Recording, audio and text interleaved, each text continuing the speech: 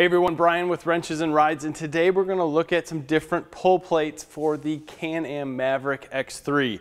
Now what you get stock, pending what year you have, is either this simple, pretty flimsy plate with oversized holes in it, or you'll get this same plate with a metal backer that goes on the top.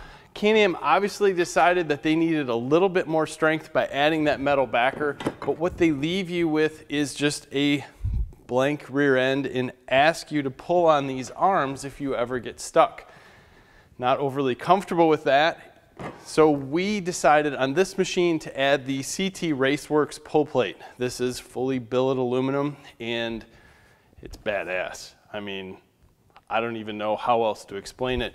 On my machine, on the other side, we put in S3 Racing, and it's nice, but if you're gonna run a strap through it, it's sharp enough that it'll take the edges off slightly. That S3 is about $100, this one is about $200. Is it worth the extra money? Hell yes. So to put this on is very, very simple if you follow a few easy steps. First, we're gonna jack this machine up just so the tires are touching, and we'll be able to use that jack to move this machine up and down.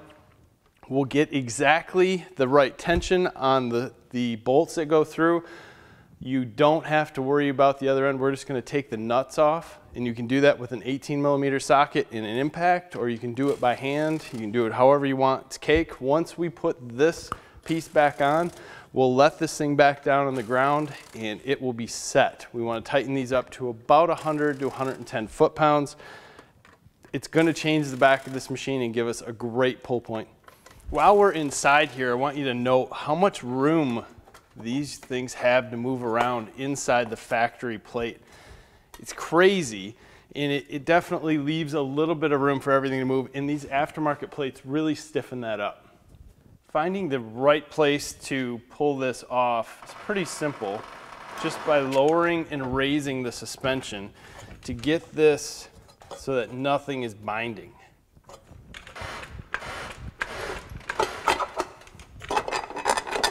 See what I mean? Cake. You just got to find the right spot. Now if you want to lubricate anything in here, now is an excellent time. Should be at a point where we can slide the CT Racing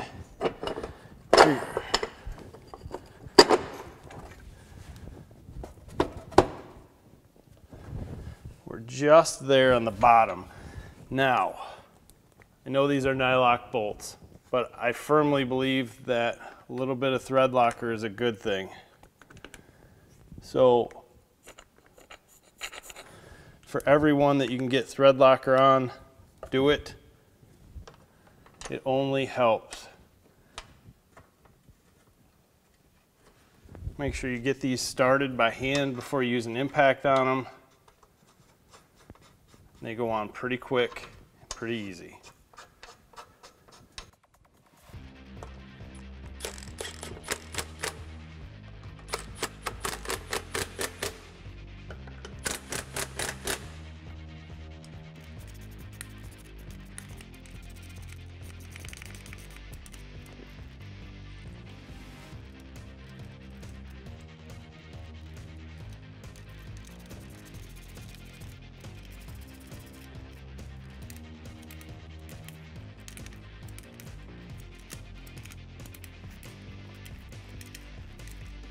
That's it. Got rid of this really thin, overly sloppy stock rear plate. Put on this thing. Hats off to CT Race Worx. Thing's beautiful. This is not what we looked at when we looked at it on their website. This is what showed up. It was just supposed to be anodized in black. Love the flag. I think that's awesome. Now it's time to go out and ride. If you guys haven't already, subscribe to the channel. Give us a like on this video. Hope you have a great time riding. Love this stuff, man. Have a good day.